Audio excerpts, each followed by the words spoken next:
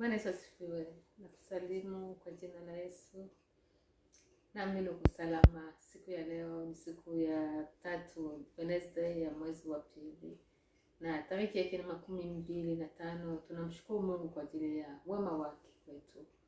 Amen. Siku ya leo tutasoma katika kitabu cha Mathayo mtakatifu sura yake ya 15 na mstari wake wa Mathayo sura ya 14 na mstari wake wa 5.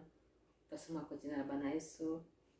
Maana maramu hii ingaliweza kuuzwa kwa dinari 300 na kuzidi, wakapewa maskini.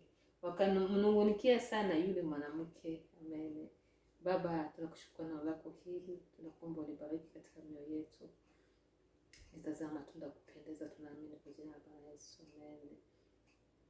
Bwana asifiwe. Hizi ni habari za Yesu wakati ambapo ameenda, kuna mahali ameenda na alikuwa katika nyumba fulani. Bwana asifiwe. Na kulikuwa watu wengi ambao walikuwa pale wanamsikiliza, na Biblia inasema kwamba kukuja mwanamke mmoja alikuja na perfume nzuri sana ya bei nyingi sana, akakuja akaimanga kwa kichwa cha Bwana Yesu. Bwana asifiwe.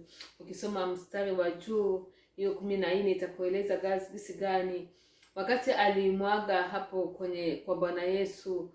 Biblia inasema watu wakamnungunikia, watu walikuwa hapo wakamnungunikia, wakasema kwa sababu gani mwanamke anaharibu mafuta haya kuimwaga hivyo kwa Bwana Yesu, na ingeweza kusaidia, ingeuzwa, ingeuzishwa, wanginunua kwa pesa nyingi na inawasaidia maskini. Bwana asifiwe.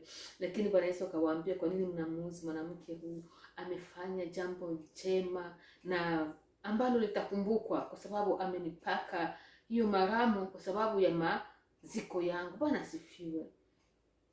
Na wakati huo huyu mwanamke, wakati alifanya hiyo jambo, hakujali watu watasema nini. Bwana asifiwe. Amewekwa ndani ya moyo wake, amejisikia ni roho wa Mungu ambaye amemuongoza kufanya jambo hilo. Amen. Na akaitenda kwa sababu ya kumpenda Bwana Yesu. Amen.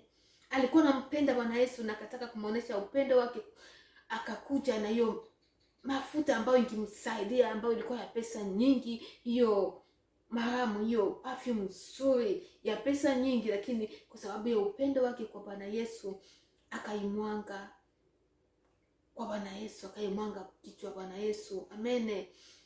Na wakati nyingi wanadamu tunaogopa. Kuna wakati ambapo Mungu anaweza kuongoza jambo fulani ufanye, lakini unaanza kujiuliza